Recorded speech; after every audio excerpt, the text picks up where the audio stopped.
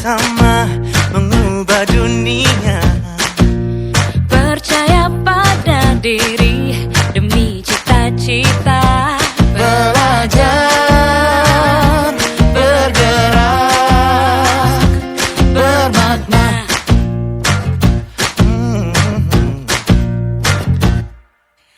Aku bisa belajar dari ilmumu.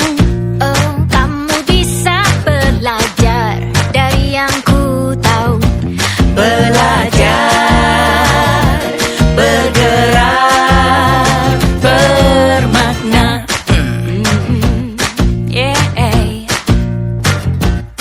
Semua murid, semua guru, semua murid, semua guru, semua murid, semua guru, semua murid, semua guru, semua murid, semua guru, semua murid, semua guru. Meski berbagai budaya, berbagai usia, dan ingatlah bahwa kita insan yang merdeka. Belajar. Letak kerapu di atas tanah, tanam tengkurang di atas silang berbunga. Izin Bapak Ibu ucapkan salam pembuka sebagai kala pembuka. Assalamualaikum warahmatullahi wabarakatuh. Waalaikumsalam warahmatullahi wabarakatuh. Mentari terbit disambut sang pagi, kepak sayap di kedua sisi. Bapak Ibu hadirin yang kami hormati, selamat datang di kegiatan destinasi. Hadirin yang kami hormati, izinkan saya menyapa sejenak kepada yang terhormat Kepala SMP Negeri 2 Teluk Batam, Bapak Dr. Kesadi. Yang kami hormati Bapak Ibu Guru serta staf tata usaha SMP Negeri 2 Teluk Batam.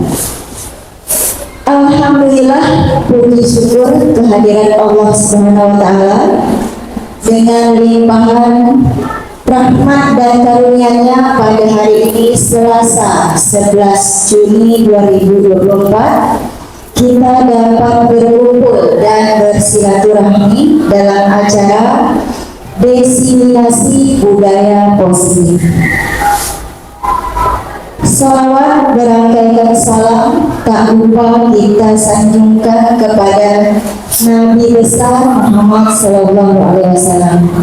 Semoga selawat kepada beliau kita mendapatkan syafaatnya di yaumul kiamah nanti.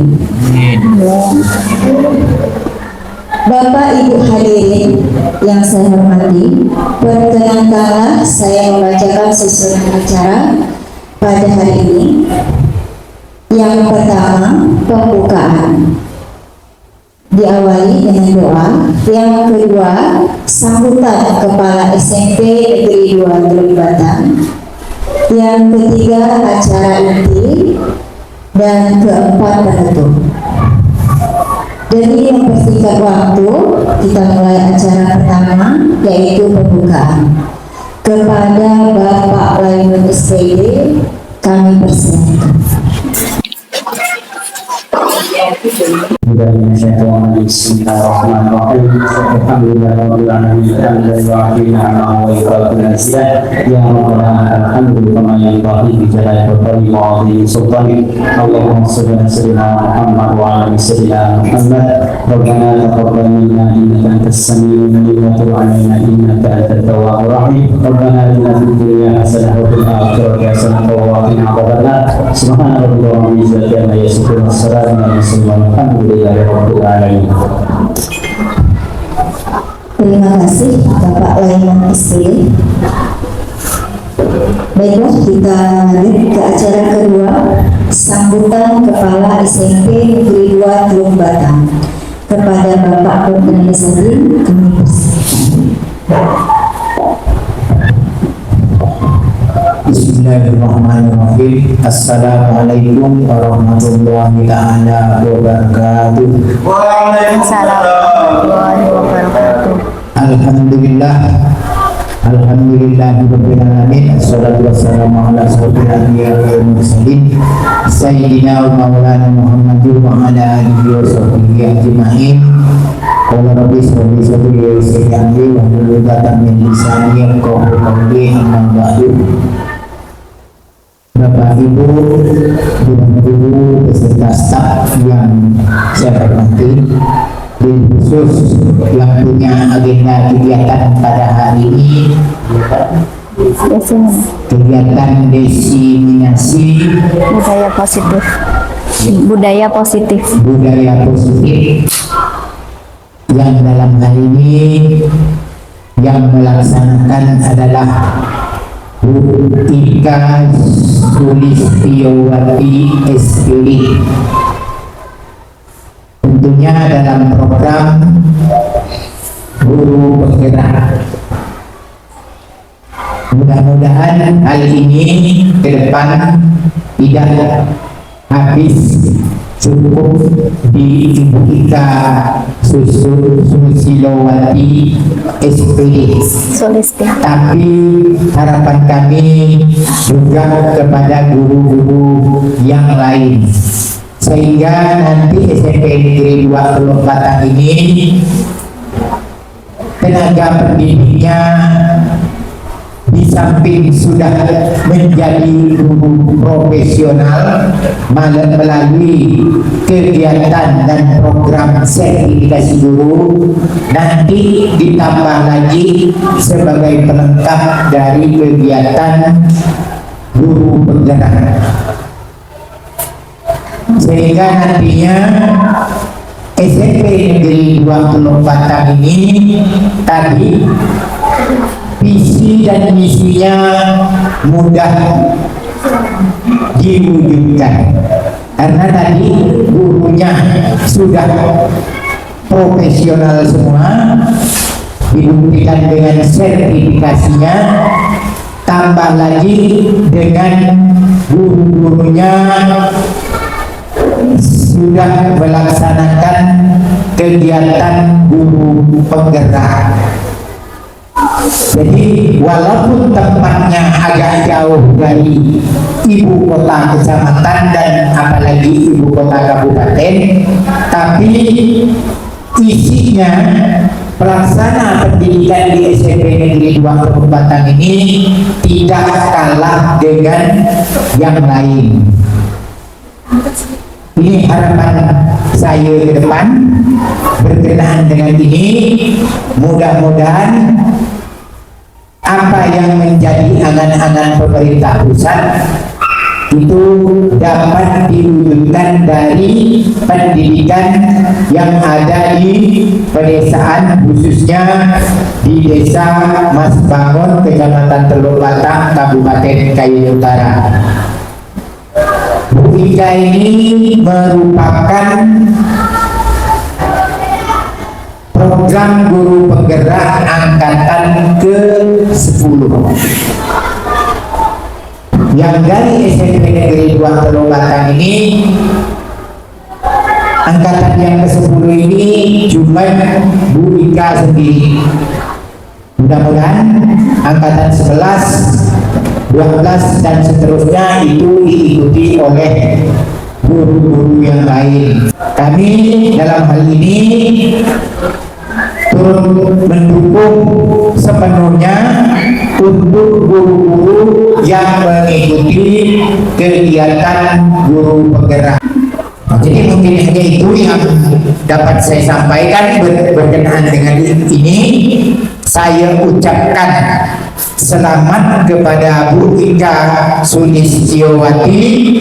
Mudah-mudahan kegiatan ini tidak putus di tengah jalan, tapi sampai ke akhir atau puncak dari pelaksanaan kegiatan guru penggerak. Akhirul kalam dari saya, billahi taufiq wal hidayah. Assalamualaikum warahmatullahi taala wabarakatuh. Waalaikumsalam. terima kasih atas sambutannya Bapak Dr. Andi Sadi. Bapak Ibu, sampailah kita pada acara berikutnya, yaitu acara inti yang akan disampaikan oleh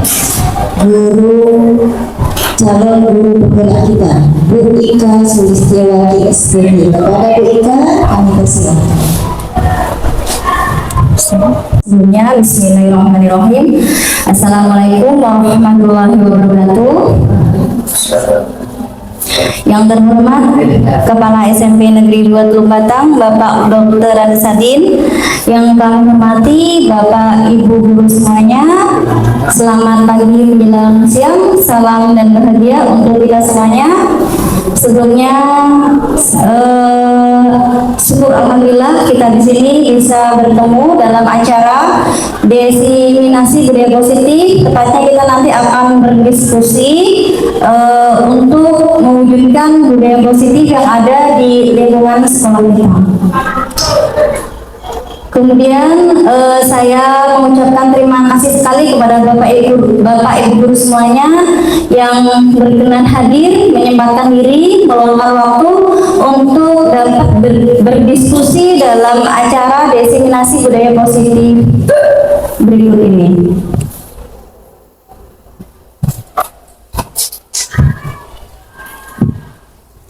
Sebelumnya kami ucapkan selamat datang para guru hebat. Mari kita semuanya bergerak, belajar, berdiskusi, dan berkolaborasi bersama untuk mewujudkan budaya positif di sekolah kita tercinta. Salam dan bahagia untuk kita semuanya. Sebelum kita mulai materi ini, izinkan saya untuk memberikan SDK sebentar, karena di sini nanti materinya adalah materi berdiskusi. Jadi biar kita nanti di sini semakin semangat, maka saya akan memberikan breaking yang simple saja Bapak Ibu guru.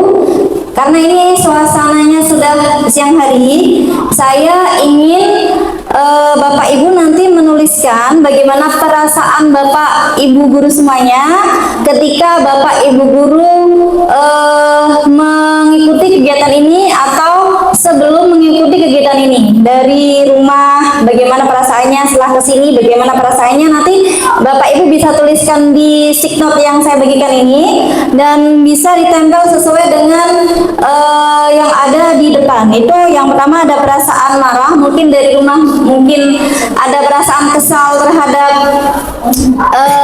sesuatu atau siapa. Yang kedua ada perasaan sedih, mungkin sekarang kondisi Bapak Ibu sedang sedih, ada masalah yang mungkin belum bisa diceritakan atau diungkapkan. Yang ketiga ada perasaan galau, yaitu galau. Yang galau silakan nanti Bapak Ibu bisa tulis nama di sini, tempel di situ.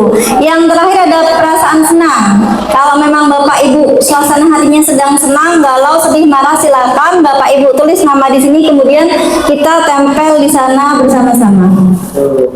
Saya bagikan dulu stick note-nya. Silakan Bapak bawa. Menuliskan nama kita masing-masing di situ. Misalkan Pak Lemang nulis, kita perasaannya bagaimana? Kalau misalkan kita perasaannya senang, tempel di situ, nanti kita mau refleksi bersama-sama. Ya, ayo kita sedih. Tulis sama nama Neneng, nanti tempel di sana.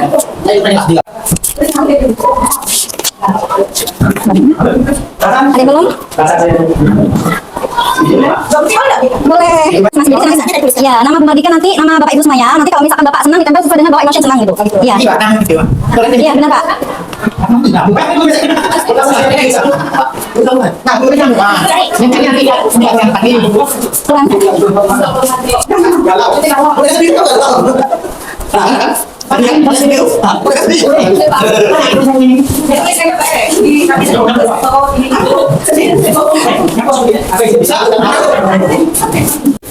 Terima kasih kepada teman-teman semuanya, Bapak Ibu guru semuanya sudah mengungkapkan perasaannya masing-masing. Saya minta tolong Pak Joni untuk membacakan perasaan kawan-kawan. Silakan Pak Joni maju ke depan. Nggak sedih, ada verifikasinya.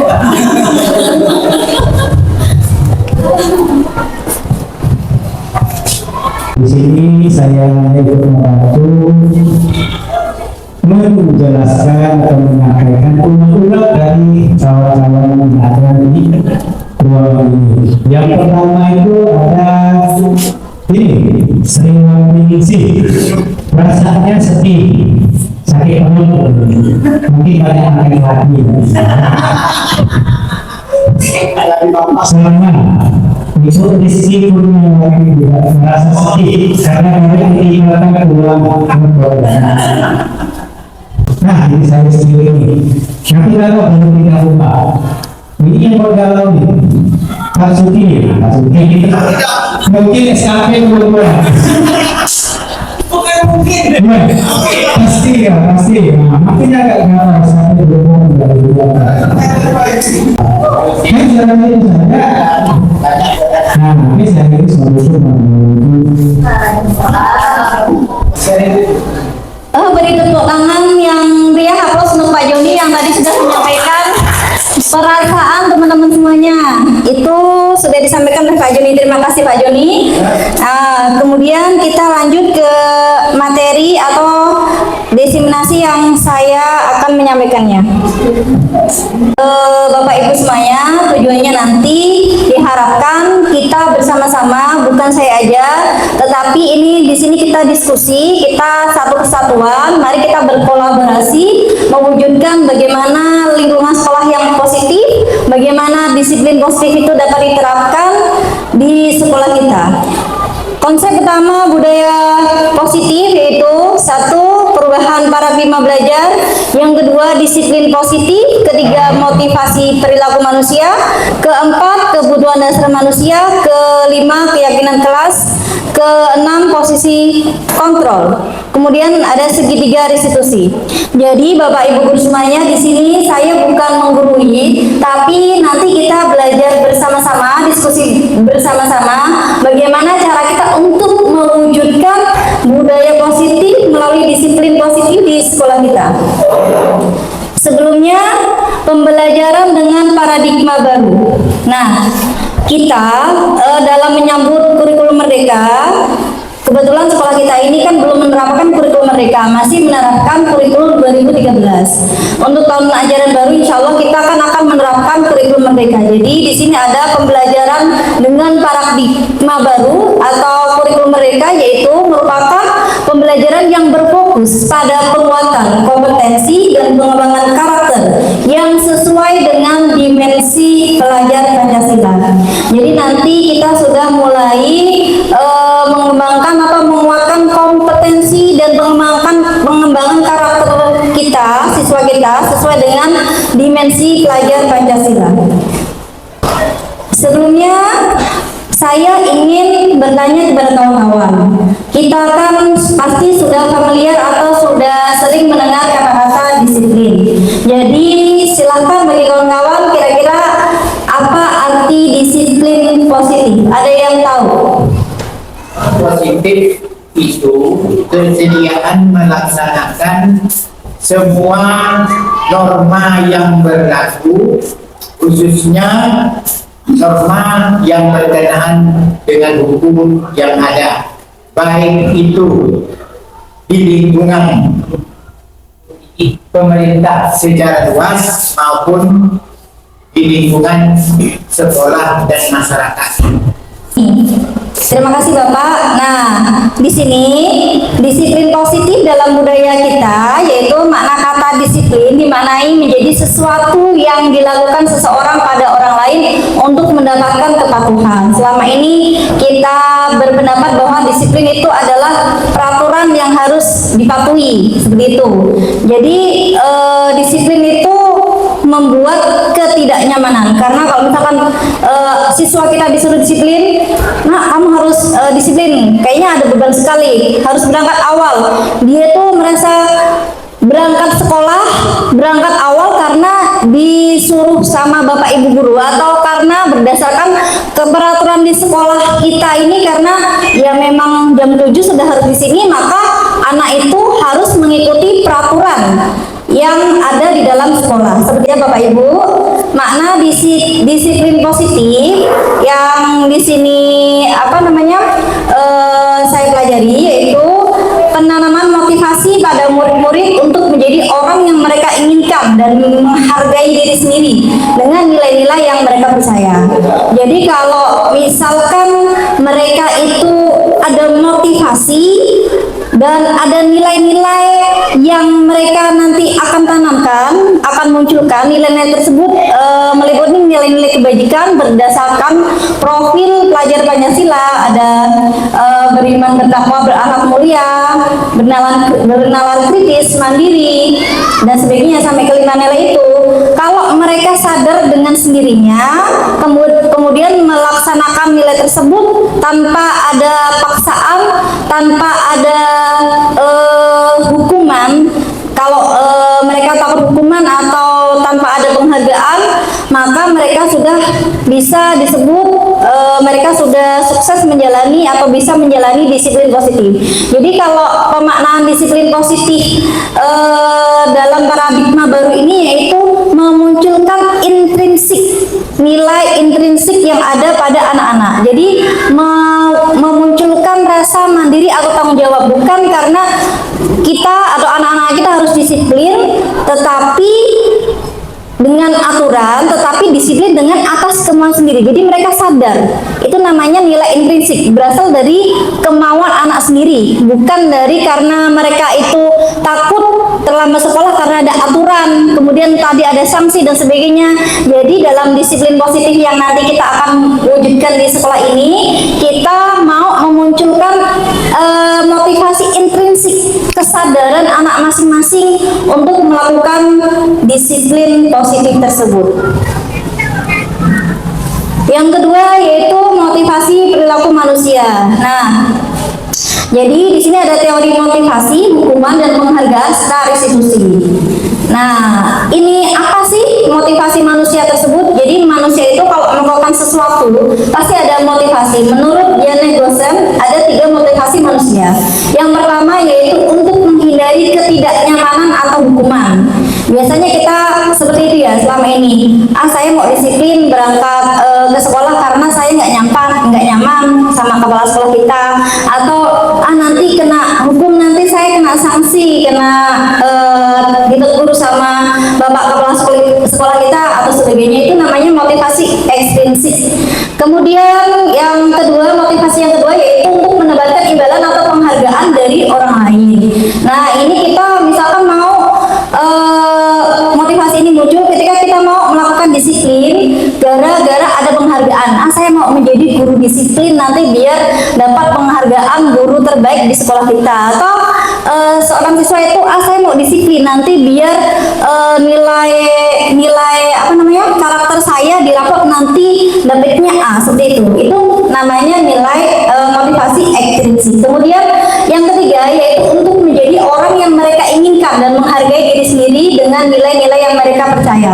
Nah, Bapak Ibu semuanya, ini nilai yang nantinya akan kita munculkan ke diri kita maupun ke anak-anak kita.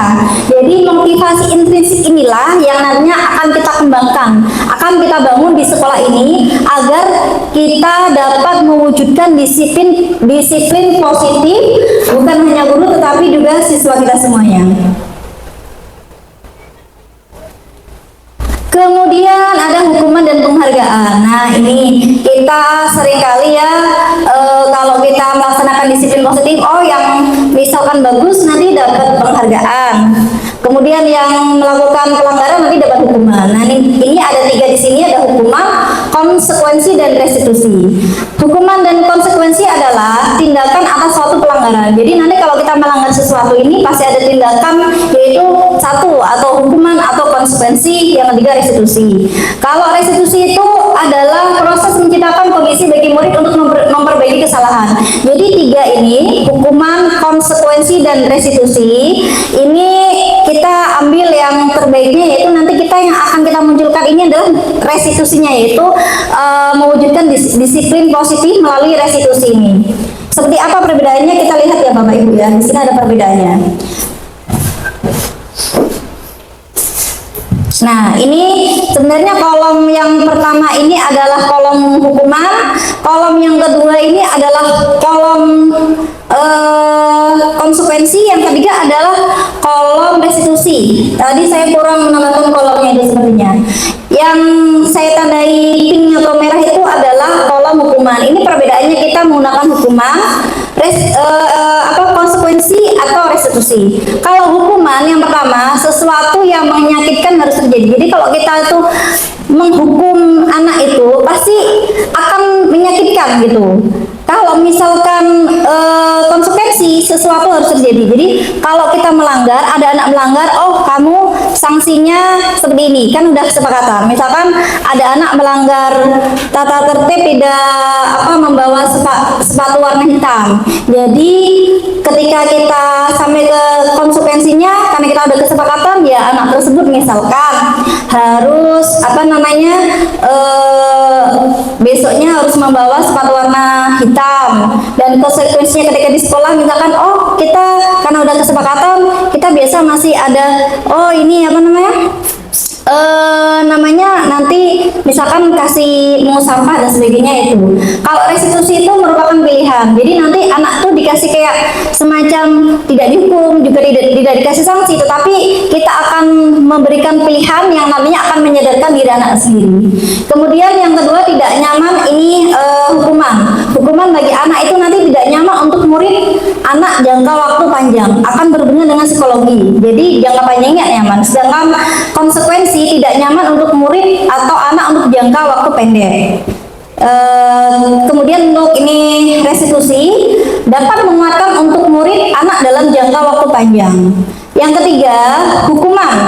Perilaku pasif agresi meningkat dampaknya nih.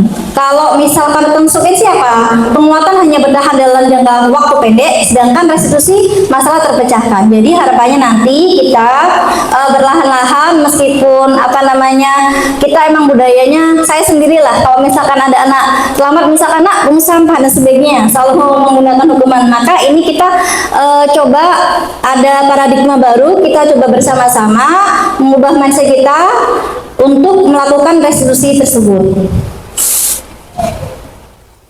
Kemudian ada istilah dihukum dengan penghargaan. Nah ini pasti kita semuanya kalau untuk memotivasi anak, saya sendiri biasanya nih malah, contohnya saya ini biasa memberikan penghargaan. Misalkan nak kamu siapa yang bisa maju nanti, misalkan ibu kasih poin plus, misalkan seperti itu ya.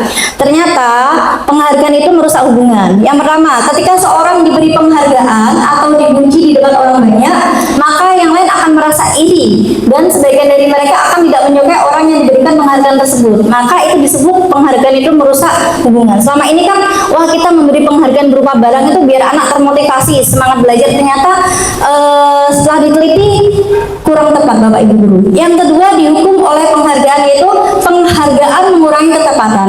Ternyata ketika ada penelitian, di situ ada anak-anak diminta mengingat kata-kata. Kemudian mereka itu mengambil kartu yang berisi kata-kata yang diingat tersebut setiap kali muncul. Beberapa anak diberikan permen setiap mereka memberikan jawaban yang benar, dan sebagian yang lain hanya diberitahu saja bila jawaban mereka benar. Hasilnya, anak tadi yang mendapatkan permen jawabannya banyak yang tidak tepat dibandingkan dengan anak-anak yang hanya diberitahu jawaban benar. Jadi kalau mereka sudah dikasih penghargaan itu, mereka jadi tidak fokus dengan apa yang mereka kerjakan. Mereka mau karena dikasih tadi sesuatu hadiah tadi. Kemudian penghargaan menurunkan kualitas. Nah ternyata penghargaan juga menurunkan kualitas. Ada penelitian ya, mahasiswa itu yang mengerjakan skripsinya tuh setiap kali dia ada mengerjakan skripsi, sebuah judul berita, ini disebutkan skripsi, judul berita, membuat artikel. Jadi dia itu menerbitkan artikel dapat uang, tetapi dibandingkan dengan anak itu yang benar-benar membuat artikel ini dengan inisiatif mereka sendiri, hasilnya itu bisa berkembang. Sedangkan tadi yang mahasiswa tadi, saya mau menerbitkan artikel biar dapat uang, ini ternyata kemampuannya tidak berkembang seperti itu. Yang kemudian yaitu penghargaan mematikan kreativitas. Ternyata juga penghargaan itu mematikan kreativitas. Anak yang kita kasih tugas untuk memecahkan masalah, ternyata jika kita ini menekankan waktu lebih lama dan memberikan jalan keluarnya kurang kreatif jika kita menyajikan mereka penghargaan. Jadi ternyata penghargaan itu juga mematikan kreativitas. Yang berikutnya yaitu penghargaan itu menghukum. Nah Bapak Ibu, ternyata penghargaan itu menghukum.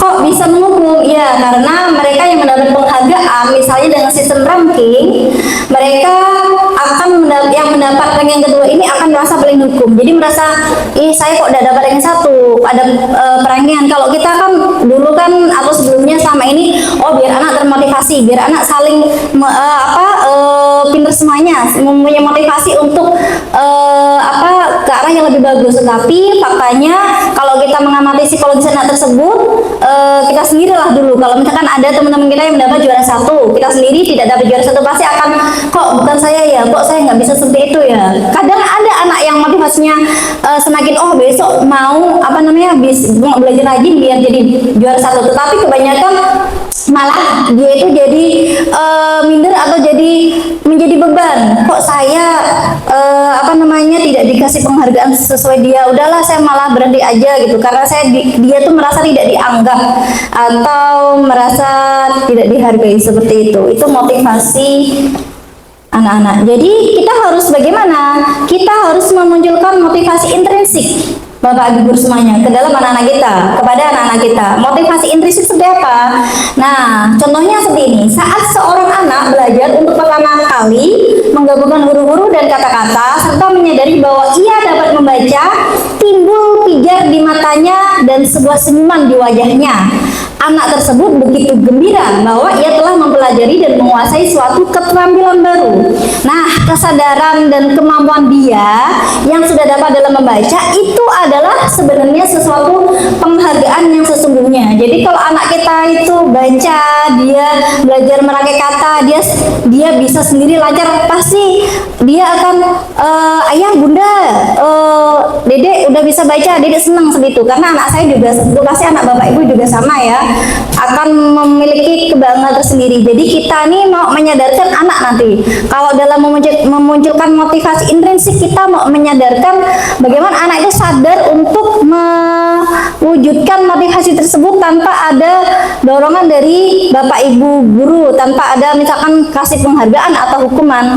Kalau masih dikasih penghargaan atau dikasih hukuman mereka mau berubah, berarti mereka masih menggunakan motivasi ekstrinsik. Tetapi kalau dari kemauan dia sendiri, dia belajar mandiri, tanggung jawab, pokoknya dia itu mau berubah karena dia sendiri, namanya motivasi intrinsik seperti itu. Nah, ini restitusi, ini adalah ujungnya yang nanti kita akan mencoba kita terapkan bersama-sama di lingkungan sekolah kita. Restitusi itu adalah proses menciptakan kondisi bagi murid untuk memperbaiki kesalahan mereka, sehingga mereka bisa kembali pada kelompok mereka dengan karakter yang lebih. Nah, di sini restitusi itu bukan untuk menebus kesalahan, namun untuk belajar dari kesalahan. Restitusi itu memperbaiki hubungan, bukan merusak hubungan. Restitusi adalah tawaran, bukan paksaan. Restitusi itu juga menuntun untuk melihat ke dalam diri. Itu adalah restitusi. Nanti ada videonya. Kebutuhan manusia. Nah, berkaitan dengan materi sebelumnya, kok ada kebutuhan dasar manusia? Ini kan bukan kawasan kita gitu misalkan. Ternyata enggak ya Bapak Ibu guru, kita ini harus paham tentang kebutuhan siswa, kebutuhan dasar manusia. Bukan kita aja, siswa juga. Yang pertama yaitu kebutuhan bertahan hidup. Jadi kalau kita ini yang pertama makan pasti, minum, dan yang lain-lain itu masalah dengan biologi kita, kehidupan kita. Itu namanya kebutuhan dasar manusia yang bertahan hidup. Yang kedua, kasih sayang dan rasa diterima. Jadi tadi anak-anak itu di sekolah itu ininya juga butuh makan yang cukup, butuh gizi yang cukup, butuh minum dan sebagainya untuk agar mereka itu dapat belajar dengan nyaman. Yang kedua, kasih sayang dan rasa diterima. Mungkin Bapak Ibu kita sering melihat atau mendapati anak-anak yang sering cari perhatian. Istilah kitanya ini anak-anaknya nakal atau mempunyai aktifnya itu berlebihan. Sebenarnya Bapak Ibu, mereka ini sedang ingin mencari kasih sayang, haus akan kasih sayang. Mungkin dalam lingkungan keluarganya dia itu kurang mendapatkan kasih sayang, maka mereka di dalam lingkungan sekolah kita ini cari perhatian dengan Bapak Ibu guru dengan segala keunikannya, agar dia bisa tahu ini saya gitu, biar orang lain itu tahu karakter atau jati dirinya. Dan kemudian penguasaan. Nah, penguasaan anak-anak tuh biasanya juga butuh penguasaan. Ada anak yang misalkan di kelas itu suka terlalu aktif sendiri, memimpin, suka pokoknya ngatur-ngatur. Jadi anak tuh juga butuh diberi sosok kepemimpinan mereka untuk dalam mengelola pembelajaran mereka, dalam melakukan kegiatan pembelajaran mereka. Entah nanti dia kalau misalkan ada anak seperti itu kita kasih aja dia sebagai kita tunjuk sebagai ketua kelas atau ketua kelompok dan sebagainya. Kemudian untuk kebebasan, anak-anak ini ternyata ketika di sekolah ini butuh rasa kebebasan. Misalnya apa? Mereka ini cenderung tidak mau ya kalau kita dikasih peraturan yang terikat gitu. Maksudnya kayak seperti tadi disiplin gitu. Maka nantinya kita nanti di sini akan mengelola mereka itu pengennya apa, tetapi kita tetap menuntun ya. Bukan berarti bebas, mereka bebas sendiri, tetapi kita nanti menuntun ini dengan nanti ada materi keyakinan kelas di topik selanjutnya. Kemudian kesenangan. Nah, nih Bapak Ibu guru, anak-anak itu juga butuh senang. Kadang kalau kita belajar, biasanya tuh melakukan pembelajaran, ada anak tuh yang merasa bosan di kelas. Ada anak yang ngantuk dan sebagainya. Makanya kita harus menciptakan pelajaran yang menyenangkan, menggembirakan ya. Karena nanti untuk kurikulum 2013 ini kita pembelajarannya berpusat pada murid, bukan pada guru lagi. Jadi nanti kita mau bikin anak itu nyaman belajar di sekolah, anak itu nyaman di kelas, anak itu merasa happy, merasa senang, merasa gembira. Makanya nanti kita bisa memberikan beberapa model pembelajaran yang interaktif, yang aktif, kreatif melalui game dan sebagainya. Ini Bapak Ibu sudah melakukan di kurikulum 2017, saya yakin nanti untuk kurikulum Merdeka bisa kita tingkatkan lagi. Kemudian untuk keyakinan kelas, nah Bapak Ibu nanti di awal tahun pembelajaran baru, kalau yang sebenarnya tahun ini kita sudah harus membuat keyakinan kelas. Tapi kalau misalkan kita belum, kita nanti bisa terapkan di tahun ajaran baru karena ini kan sudah masa-masa kelas meeting ya, sudah tidak ada kegiatan pembelajaran. Apa sih keyakinan kelas itu? Nah, mengapa keyakinan bukan peraturan? Di sini ada pertanyaan pemantik. Bapak Ibu, mengapa kita menggunakan helm pada saat mengendarai kendaraan roda 2 atau motor? Ada yang mau bertanya jawab Pak Dwi? Biar aman Bu. Biar aman, ya bagus sekali. Jawabannya untuk keselamatan ya, saudara di bawah itu. Jadi berarti Pak Dwi itu mempunyai keyakinan, mempunyai motivasi intrinsik memakai helm itu biar aman, biar selamat. Bukan karena Pak Dwi itu takut kalau ada polisi ditilang, dirazia, kemudian ditangkap atau suruh membayar denda. Jadi Pak Dwi itu sudah bagus dan mempunyai keyakinan atau motivasi yang intrinsik. Apa sih keyakinan itu? Keyakinan itu nantinya nilai-nilai kebajikan universal yang disepakati secara tersirat dan tersurat lepas dari latar belakang suku, negara, bahasa maupun agama. Contohnya seperti ini Bapak Ibu semuanya. Ini ada kegiatan membuat keyakinan kelas. Nah, ini kita guru bersama siswa membuat keyakinan kelas ya. Yang pertama berdiskusi tentang peraturan. Nanti kalau biasanya kita juga sudah pernah membuat ya, tapi namanya bukan keyakinan kelas. Biasanya peraturan kelas. Jadi kenapa kita bahas keyakinan? Biar ada tadi itu motivasi intrinsiknya. Yang pertama yaitu berdiskusi tentang peraturan. Kita diskusi tentang anak. Kira-kira kita nih mau membuat keyakinan kelas apa gitu. Biasanya menggunakan bahasa-bahasa kalimat yang positif bukan negatif. Misalkan tentang ada anak tuh, Bu, saya mau tidak boleh membuang sampah, itu namanya kalimat negatif. Kita harus gunakan kalimat positif. Misalkan menjaga kebersihan kelas itu ditulis di situ. Kita nulis seperti itu mendata ya.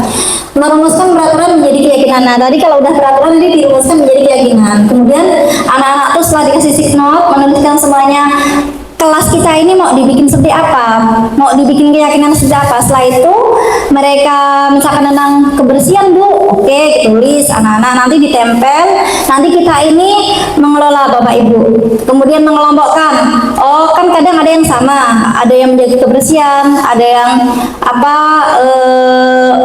tidak melanggar tata tertib atau tata tertib ya. Nanti kita di poin-poinkan, ditulis, itu menjadi keyakinan kelas kita, ditempel biasanya seperti itu. Nah Bapak Ibu, saya akan memberikan stick note lagi, mohon izin. Nanti Bapak Ibu bisa melihat video, ada beberapa video posisi kontrol, ada penghukum, pembuat rasa bersalah, teman, pemantau, dan manajer. Silahkan nanti Ibu ini isi aja di sini kira-kira Ibu nanti posisinya selama ini kita mengajar di sekolah sebagai apa? Sebagai yang 1, 2, 3, 4 atau 5, atau saya Bu 5-5-nya yang berkenan untuk menyampaikan nanti bisa menyampaikan. Saya bagikan lagi Bapak Ibu. Maaf ya. Ambil video. Nonton video nanti isi aja. Nanti kan nonton video, kira-kira nanti jadi penghukum. Oh nggak muncul ya? Bapak Ibu, saya sudah membagikan signal untuk Bapak Ibu semuanya. Nanti Bapak Ibu bisa diisi berdasarkan posisi kontrol yang ada pada diri Bapak Ibu semuanya. Sebelumnya saya akan menampilkan video, biar kita sama-sama paham apa itu posisi kontrol.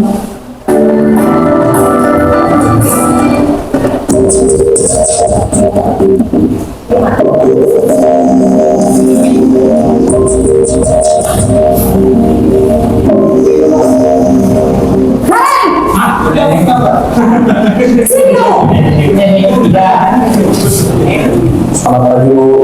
Selalu terlambat. Pasti terlambat. Maaf Bu, saya Apa coba? Alasan kamu apa lagi? Kapan sih kamu tidak terlambat? Malas sekali ya kamu jadi anak. saya Dasar pemalas. Gak kapok-kapok sih kamu. Sudah berapa kali terlambat? Sana, kamu keliling lapangan basket 2 kali. kenapa saya harus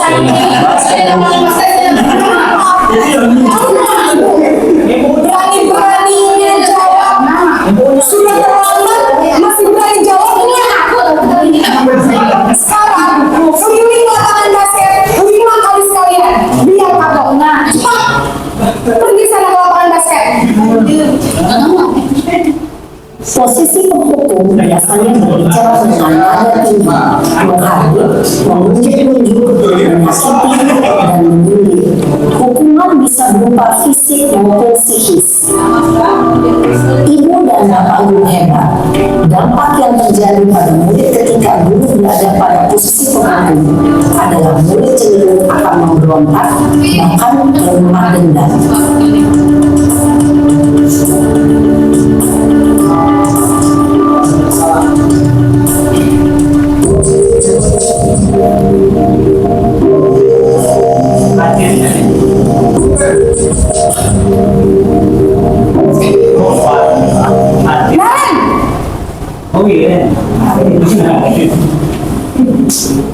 Selamat pagi Bu. Naren, kamu kenapa terlambat lagi, nak? Kamu senang ya bikin ibu susah ya? Kalau kamu terlambat lagi, nanti ibu yang ditegur bapak kepala sekolah, nak. Disangka ibu tidak bisa membina kamu. Duh, gimana ini? Iya. Maaf Bu. Gusti Naren, kamu suka ya kalau ibu tegur bapak kepala sekolah? Terus, sekarang ibu harus tulis apa yang di buku absen? Ini kamu sudah sering terlambat loh. Ibu harus apa coba? Maaf Bu. Maaf sekali. Ya sudah, lain kali jangan bikin ibu susah lagi ya nak ya. Ibu tidak akan kuat lagi kalau kamu begini terus. Bisa jantungan kalau ibu ditegur bapak kepala sekolah. Sana cepat ke kelas. Maaf ya Bu. Maaf sekali. Posisi pembuat rasa bersalah berbicara dengan nada tenang, cenderung lembut. Namun kata-kata yang diutarakan membuat murid merasa menjadi orang yang gagal, memandang buruk dirinya sendiri, merasa tidak berharga, dan tidak sanggup membahagiakan orang lain. Ketika guru mengambil posisi pembuat rasa bersalah, murid akan menganggap dirinya yang bersalah dan ia akan menyimpan emosi negatif tersebut di dalam dirinya.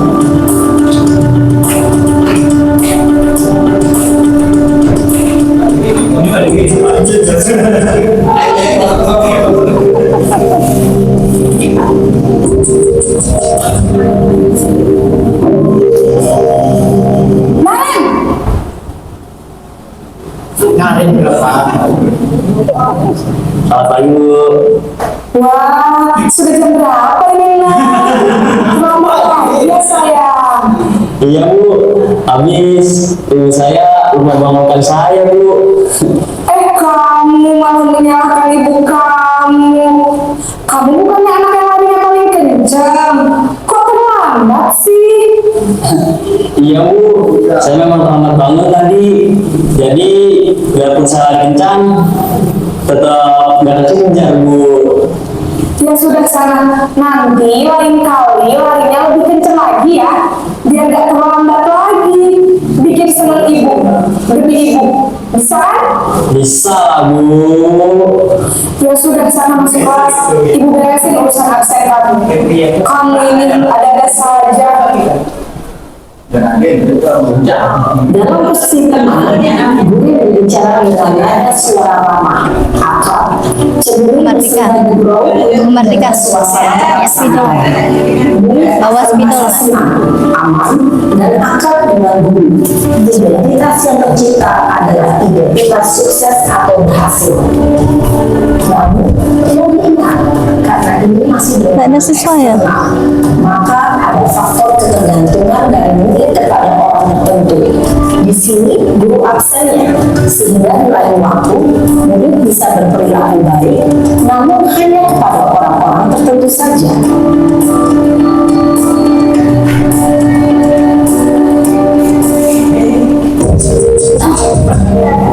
Lambat ini.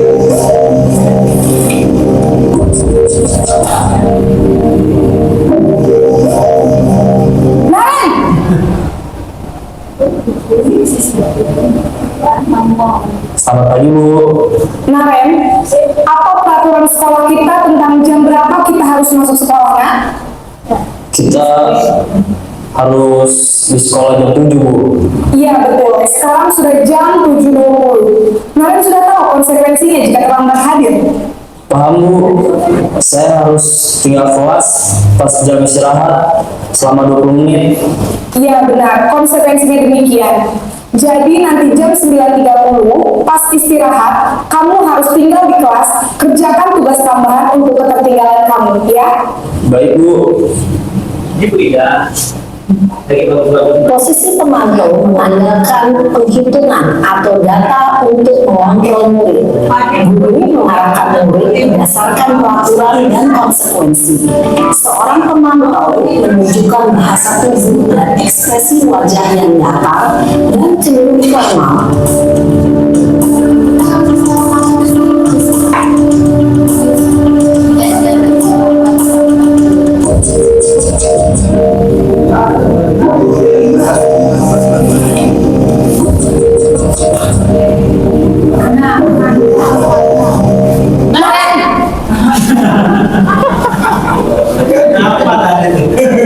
Selamat pagi Bu.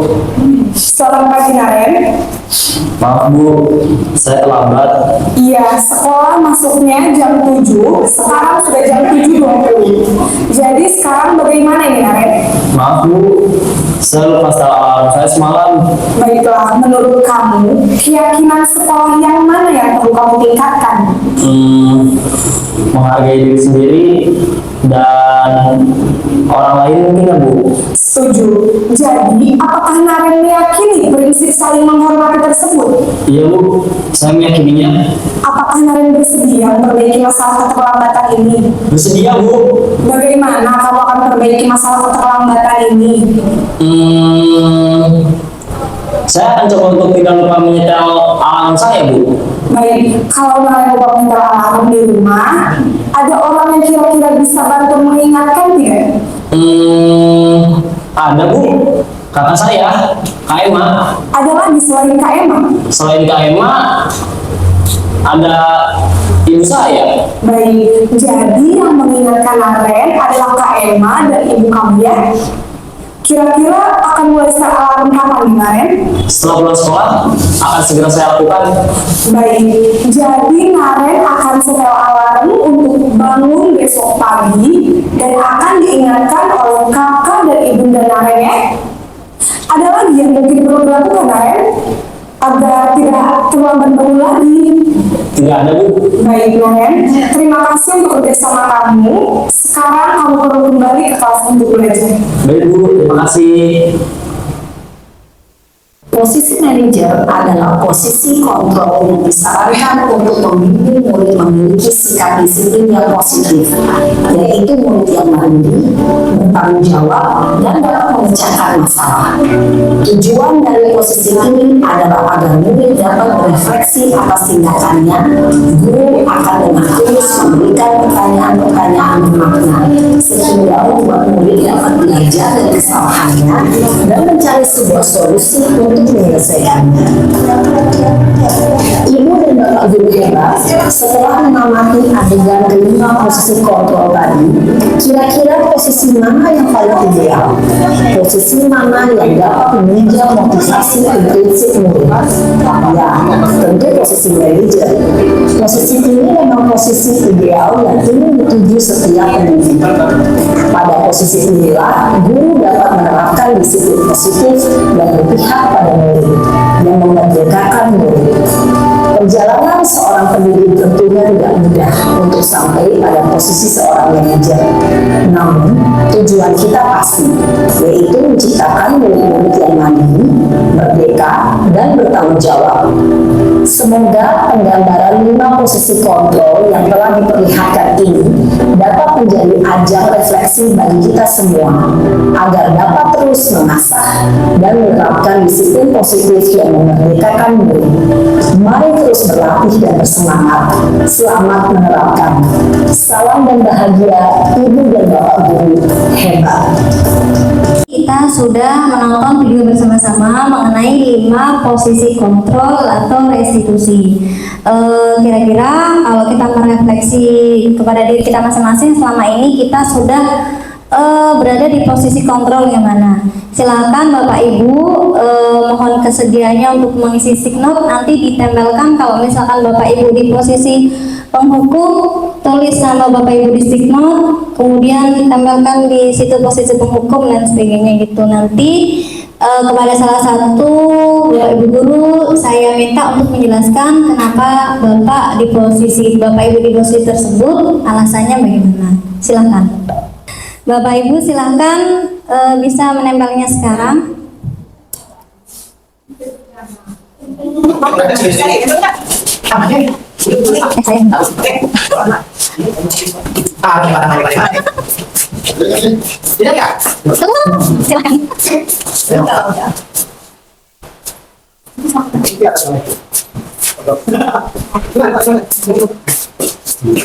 Yang di atas tuh ada yang paling mas. Yang di bagian itu. Saya minta satu perwakilan Bapak Ibu guru untuk memberikan alasan kenapa Bapak Ibu guru berada di posisi tersebut. Satu, silakan. Untuk Pak Dwi tadi sudah menyampaikan alasan beliau kenapa beliau memilih teman. Luar biasa sekali alasannya ya. Bapak Ibu semuanya, kita selama ini ada di beberapa posisi kontrol, bukan berarti kita kurang tepat atau salah, cuma kita nanti di pembelajaran kurikulum merdeka ini berlahan-lahan kita mencoba, anggap aja ini sebagai tantangan, memposisikan diri kita sebagai posisi manajer. Meskipun berat, saya tahu karena karakteristik murid kita di sini kan berbeda, luar biasa berbeda dengan yang lainnya. Tapi insya Allah anggap aja ini tantangan bagi kita semuanya. Semoga kita dapat melakukan atau berada di posisi kontrol yang kelima, yaitu posisi manajer. Saya lanjutkan Bapak Ibu. Nah, kita lanjut Bapak Ibu di yang terakhir, yaitu segitiga restitusi. Apa sih segitiga restitusi? Nah, jadi ketika kita berada di posisi manajer dalam menangani masalah, kita harus menggunakan langkah atau penerapan segitiga restitusi dalam menyelesaikan masalah yang ada pada siswa.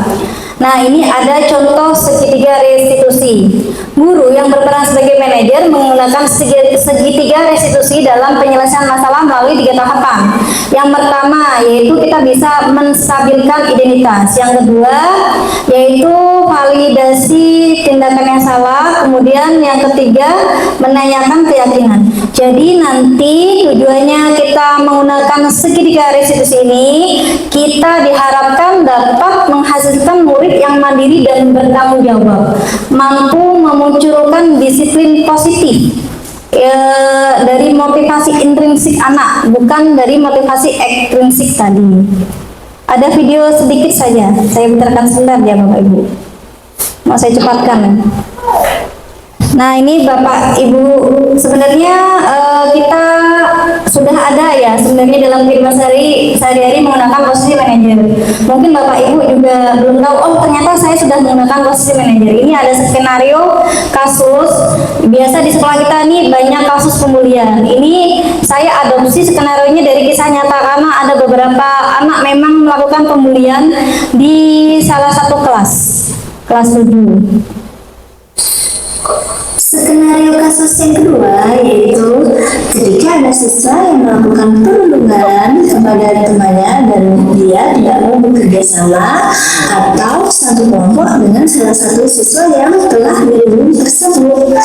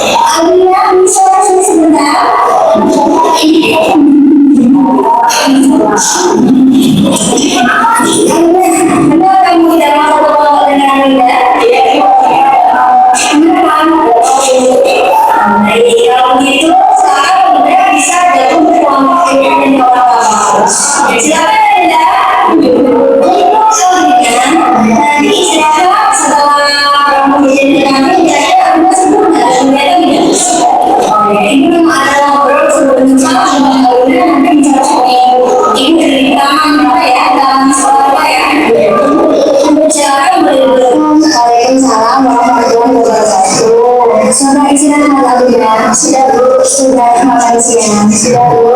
Berarti sudah selesai tadi ya. Alhamdulillah. Alhamdulillah tahu nggak tadi kamu kesini? Iya Bu, ada apa ya Bu? Alhamdulillah tadi ketika benar-benar kita jalan-jalan mencari-mencari, Ibu melihat Alhamdulillah tidak mau duduk satu kursi dan tidak dan membuat menangis ya. Menurut Alhamdulillah perbuatan yang Alhamdulillah lakukan tersebut termasuk perbuatan terpuji bukan perbuatan terpuji Bu, maaf Alhamdulillah salah itu memaafkan kesalahan Anda.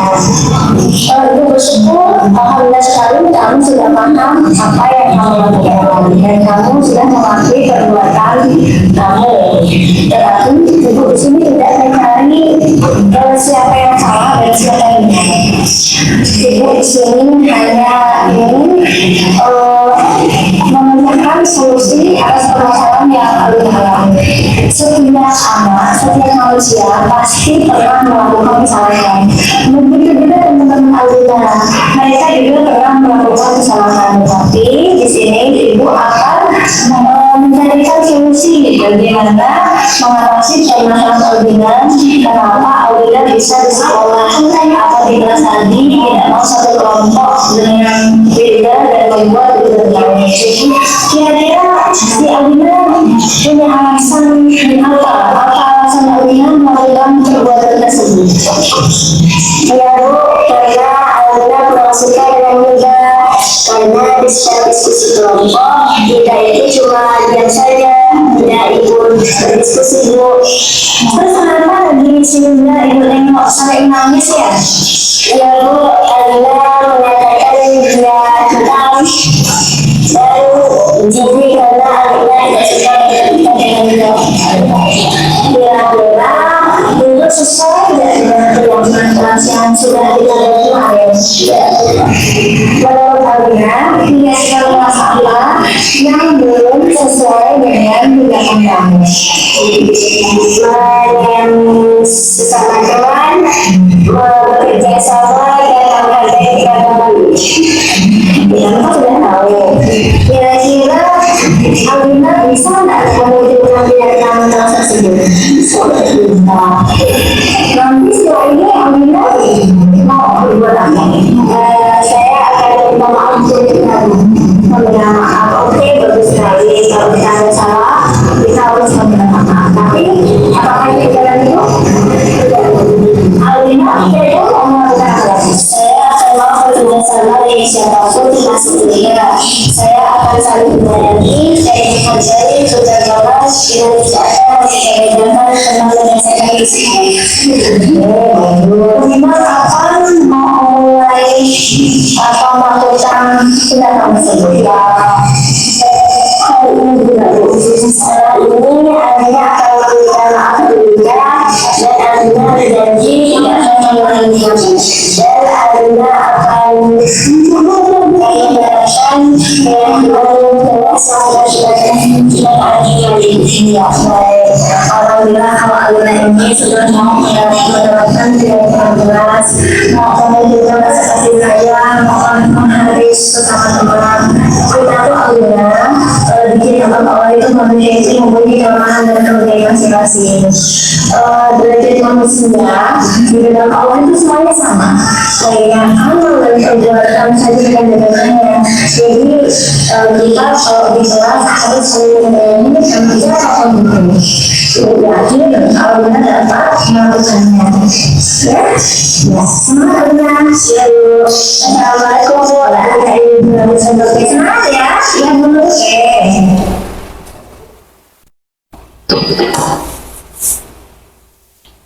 Nah, Bapak Ibu, itu tadi posisi kita sebagai manajer, yaitu yang mendatang segitiga restitusi. Jadi yang pertama itu menstabilkan identitas. Kita kalau ada anak melakukan kesalahan, kita harus menstabilkan identitas terlebih dahulu dengan mengatakan, oh kita tuh manusia ini tempat makhluk yang biasa punya salah dan sebagainya. Kita harus menstabilkan identitas, jangan langsung memarahi atau mengendorkan, bahkan memojokkan, itu dapat mengganggu psikologi anak. Yang kedua, validasi tindakan yang salah. Jadi ditanya, kenapa sih kamu melakukan kesalahan tersebut? Kenapa sih kamu melanggar peraturan sekolah tersebut? Seperti itu. Tanya baik-baik. Kemudian menanyakan keyakinan. Ditanyakan lagi, kita nih kan udah ada keyakinan di kelas maupun di sekolah. Karena keyakinan kelas ini sudah ada dibuat, jadi dia udah sesuai dengan keyakinan kelas tersebut atau belum? Kalau belum, bagaimana sikap dia? Bagaimana cara dia melakukan? Nah, itu namanya kita sudah mewujudkan motivasi intrinsik anak dengan menggali seperti itu. Jadi anak tuh tidak langsung kita dihukum. Banyak ya Bapak Ibu kasus anak-anak tuh yang kita langsung menghukumnya, tetapi dia tuh membekas di hati selama-lamanya, bahkan mungkin dendam. Bahkan ada anak juga ya kasus itu yang ditegur sama salah satu guru, kemudian gurunya tersebut dibunuh, dianiaya ada. Saya juga pernah mengalami seperti itu pas menjadi guru di Manis Mata. Saya menegur anak yang berpacaran, saya kasih sanksi, ternyata pas saya pulang melewati sawit itu saya dihadang dengan segerombolan anak-anak ya murid saya juga.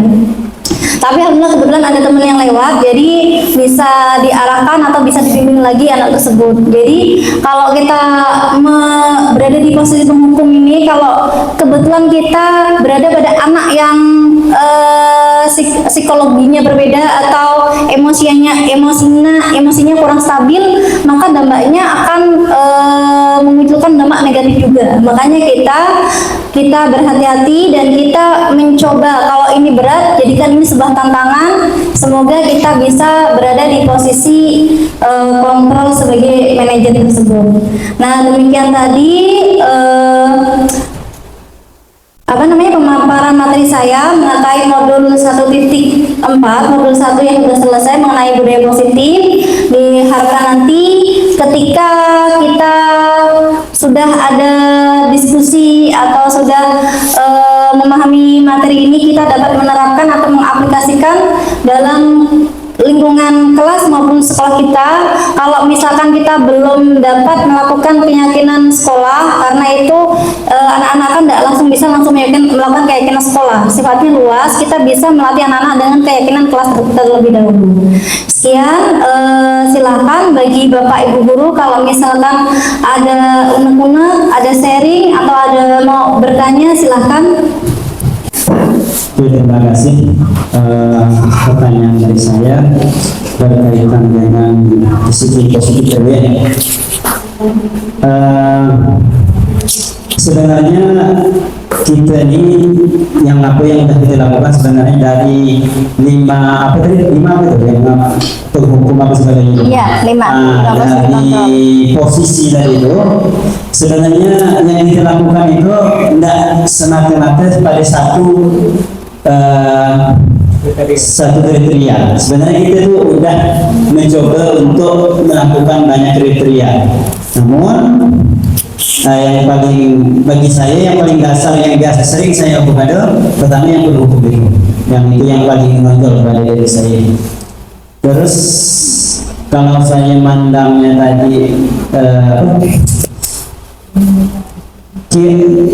kayaknya agak susah mau dilakukan di sekolah kita. Kira-kira ini dengan latar belakang yang berbeda bisa nggak kita melakukan mencapai ke posisi manajer?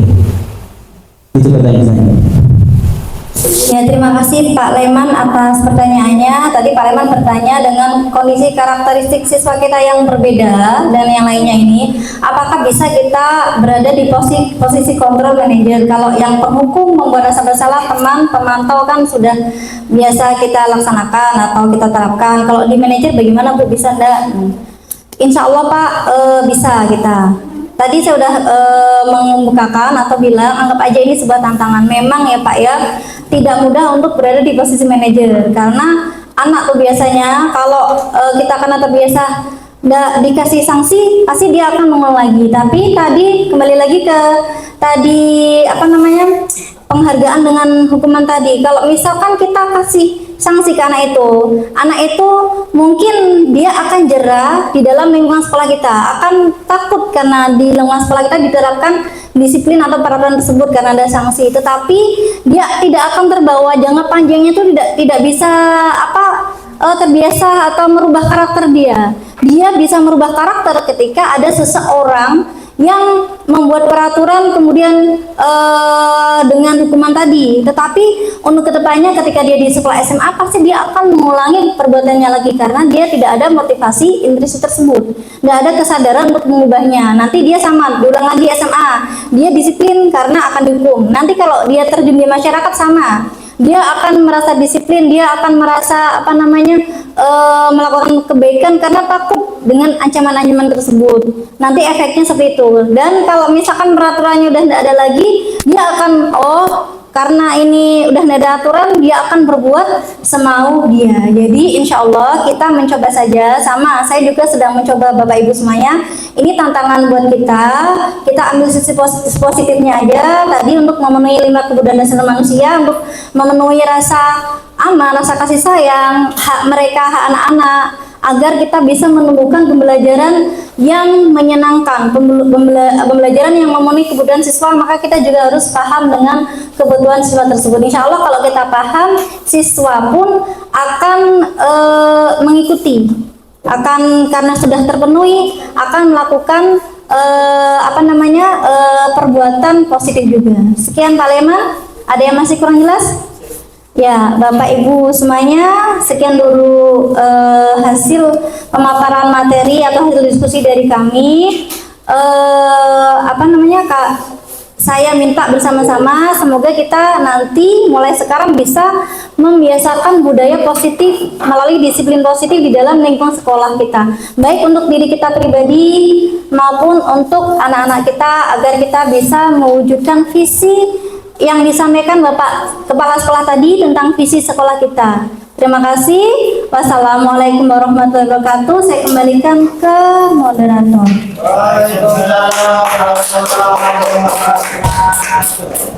Terima kasih kepada Bu Ika atas materi yang disampaikan. Bapak Ibu, banyak sekali ilmu yang kita dapat hari ini. Namun sebanyak-banyaknya ilmu akan menjadi sia-sia jika tidak kita praktikkan. Ada kutipan mengatakan bahwa buah dari ilmu itu bukanlah pengetahuan, tapi buah dari ilmu itu adalah tindakan. Sekian dari saya. Assalamualaikum warahmatullahi wabarakatuh. Waalaikumsalam warahmatullahi wabarakatuh.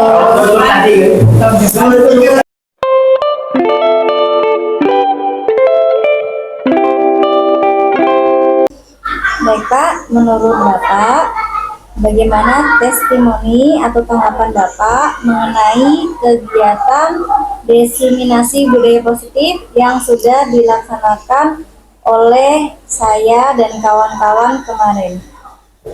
Kalau menurut pendapat saya Bu, testimoni yang Ibu lakukan kemarin itu sangat baik. Dalam arti sangat positif. Itu dalam rangka pengembangan kompetensi guru, termasuk Ibu sendiri dan yang lainnya. Bahkan kalau semua guru sudah mengikuti kegiatan macam kemarin itu, insya Allah kegiatan proses pembelajaran di sekolah itu akan berjalan dengan sangat baik. Jadi itu aja Bu tanggapan dari saya. Terima kasih Pak atas tanggapannya ya Pak ya. Sama-sama.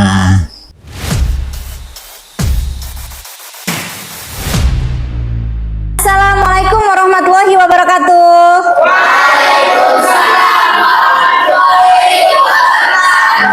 Selamat pagi semuanya. Apa kabar kelas 7A? Ya, alhamdulillah. Semangat ya semuanya ya. Ya.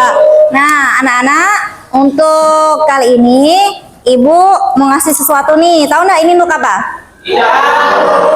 Nah, untuk hari ini Ibu akan membentuk sebuah keyakinan kelas. Keyakinan kelas tersebut untuk mewujudkan kelas impian kalian itu seperti apa? Yang pastinya kalian inginkan kalau kelas kalian ini bersih, nyaman, kelas yang nyaman dan aman buat belajar kan?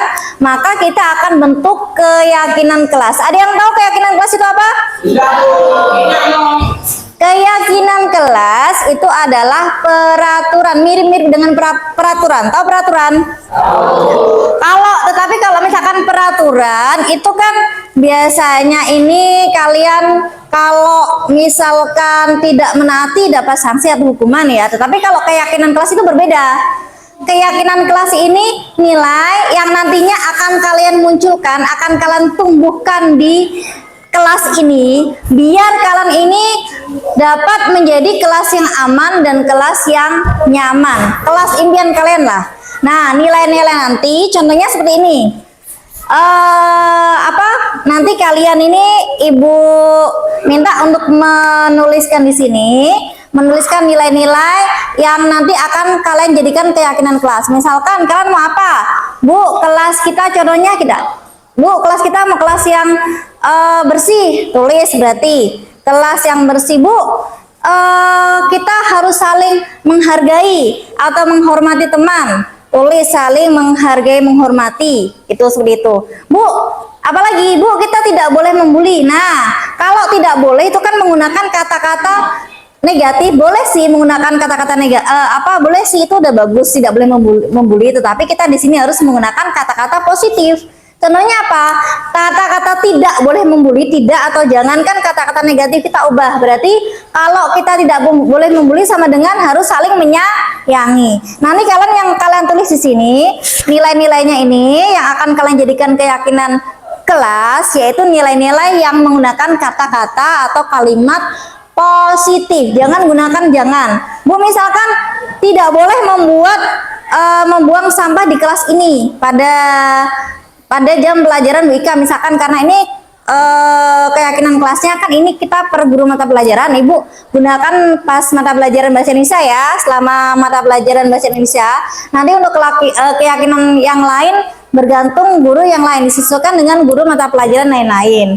Kalau Bu misalkan nanti pas ulangan bahasa Indonesia tidak boleh menyentek. Nah, kalau tidak boleh mencontek itu kan Kata-katanya negatif tidak boleh. Kalian tuliskan di sini yang berarti apa? Kalau tidak mencontek berarti apa? Harus jujur. Berarti tulis harus jujur. Kalian nanti tuliskan satu-satu. Kalian pengennya di kelas ini mau dibikin keyakinan, mau dibuat keyakinan kelas seperti apa? Kalian tulis ya. Paham? Iya. Nanti setelah kalian tulis, nanti ibu akan mengelompokkan. Ibu akan bagikan sekarang.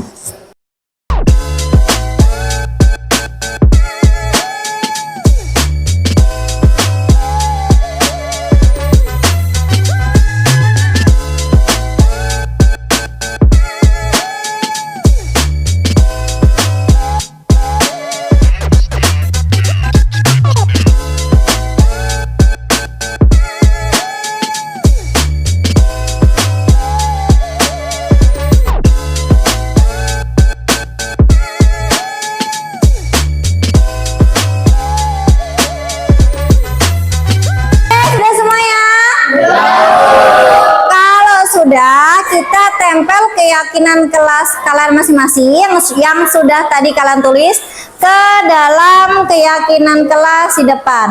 Nempelnya berurutan satu persatu.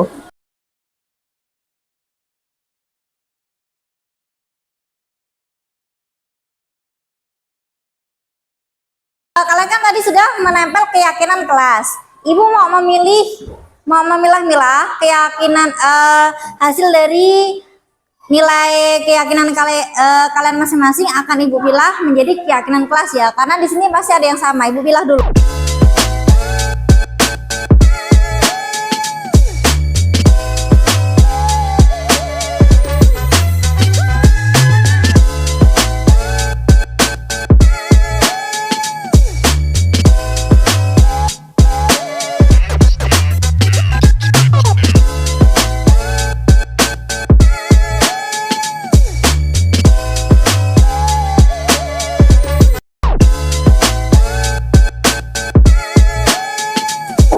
Oke anak-anak, tadi kita sudah membuat keyakinan kelas, kalian sudah menempel dan kita sudah ibu tadi sudah menyeleksi, memilah-milah, dan ada 8 keyakinan kelas yang harus kalian terapkan selama pelajaran bahasa Indonesia.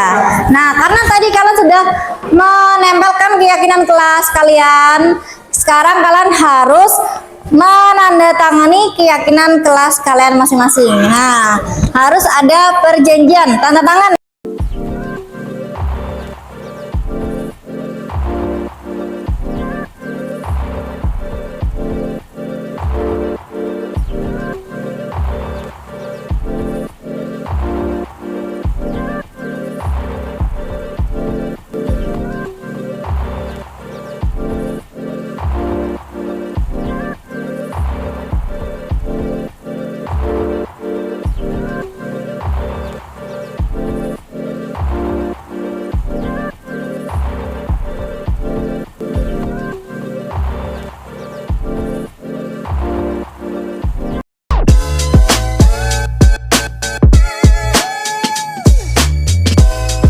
Warahmatullahi wabarakatuh. Perkenalkan, nama saya Hildaryanti. Saya dari kelas 7A.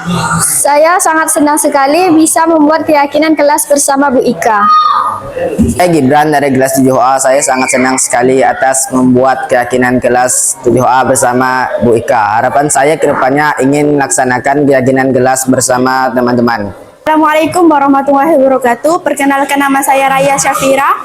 Saya berasal dari kelas 7A. Saya gembira sekali sudah membuat keyakinan kelas bersama Ibu Ika. Harapan saya ke depannya adalah membuat keyakinan kelas bersama teman-teman. Saya akhiri. Assalamualaikum warahmatullahi wabarakatuh. Meski berbagai budaya, berbagai usia, dan